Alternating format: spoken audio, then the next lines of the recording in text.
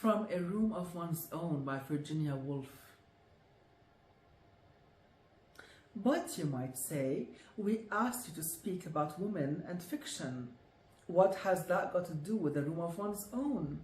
I will try to explain. When you asked me to speak about women and fiction, I sat down on the banks of a river and began to wonder what the words meant.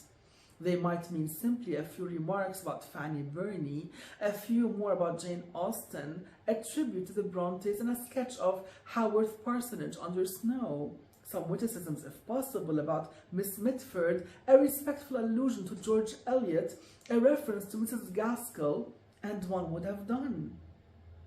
But at second sight, the words seem not so simple. The title, Women and Fiction, might mean, and you might have meant it to mean, women and what they are like. Or it might mean women and the fiction that they write. Or it might mean women and the fiction that is written about them. Or it might mean that somehow all three are inextricably mixed together and you want me to consider them in that light. But when I began to consider the subject in this way, which seemed the most interesting, I soon saw that it had one fatal drawback. I should never be able to come to a conclusion.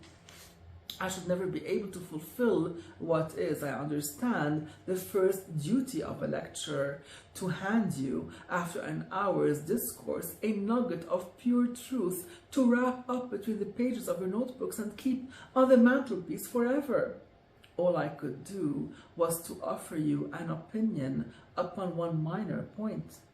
A woman must have money and a room of her own if she is to write fiction, and that, as you will see, leaves the great problem of the true nature of woman and the true nature of fiction unsolved.